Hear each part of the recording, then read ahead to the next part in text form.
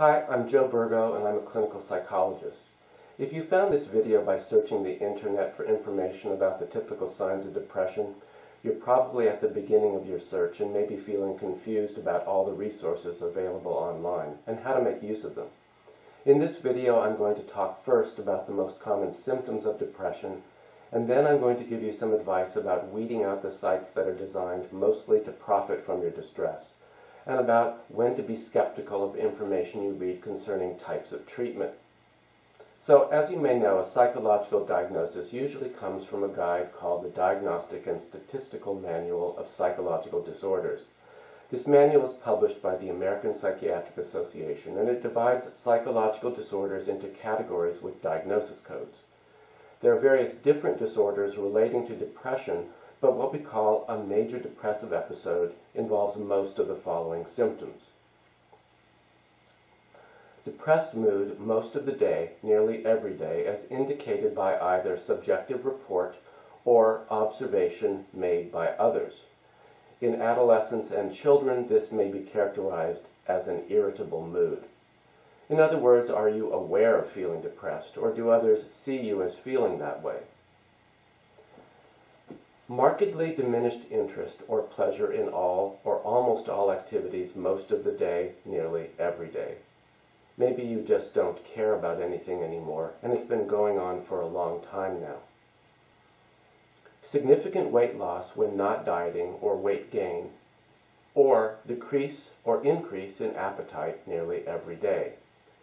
Eating too much, maybe because it's the only thing that comforts you, or not enough because you've sort of given up. Insomnia or hypersomnia nearly every day. Sleeping too much or too little is almost always a symptom of depression. Psychomotor agitation or retardation nearly every day. Psychomotor agitation means you're physically restless, mostly because of your state of mind. Psychomotor retardation means your thoughts seem slowed down and you feel physically sluggish. That would go along with the next symptom, fatigue or loss of energy nearly every day. Next, feelings of worthlessness or excessive or inappropriate guilt nearly every day. That is, those feelings of worthlessness are serious and ongoing, not just now and then. Diminished ability to think or concentrate, or indecisiveness nearly every day. And finally, recurrent thoughts of death, not just fear of dying. Recurrent suicidal ideation without a specific plan or a suicide attempt or a specific plan for committing suicide. If the person actually has a specific plan for suicide, he or she would receive a more serious diagnosis.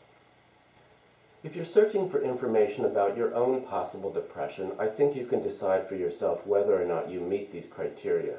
You don't need to have all of them, just more than half. Likewise, if it's a loved one you're concerned about, I think this list will help you decide whether or not the person needs help. But what kind of help? That's the real question. Today in our country and in most of the Western world, people think of depression as the result of some kind of imbalance in brain chemistry. You've probably heard it described that way in the news or on TV. If you go to visit a medical doctor, he or she will probably want to write you a prescription for an antidepressant type of drug. I strongly advise you not to go along with this recommendation right away. Before you do, you need to educate yourself about what these drugs actually do to your brain chemistry and learn everything you can about their very serious side effects. Don't take your doctor's word for it. I've written several posts discussing these issues, and you can find them under the menu heading, The Medicalization of Mental Health, on my website, afterpsychotherapy.com. It's over on the right-hand side of the page. The issue of whether these drugs actually do what the drug companies advertise them as doing is a hotly debated topic in the medical and psychological communities these days. What you may not realize is that the treatment of depression is a multi-billion-dollar business. The drug companies make huge profits from their drugs, which is why you will see them advertising on so many websites you'll visit. Here's an example, WebMD, which seems, and in many ways is, a reliable medical resource. But notice the boxes on either side of the page. These are ads promoting prescription drugs, and if the drug company can get you to mention this particular one to your doctor so he or she will write you a prescription for it, the company makes money.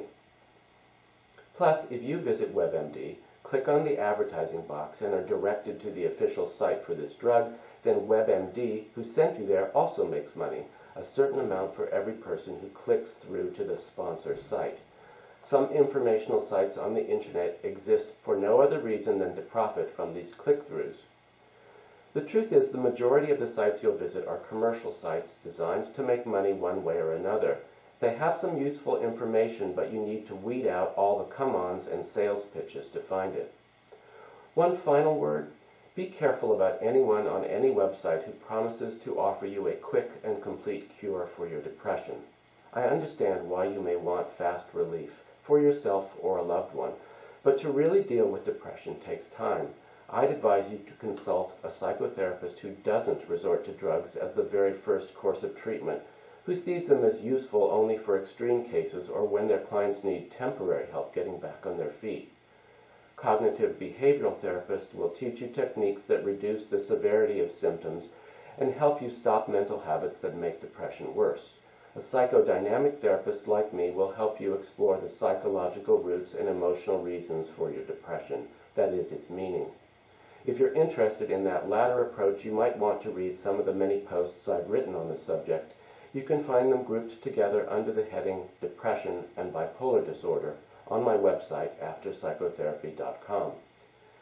I hope you found this video useful. If you have any questions as you continue learning about depression and the different available treatments, feel free to send me an email. You can find my address by clicking the contact link just below my photo on my website.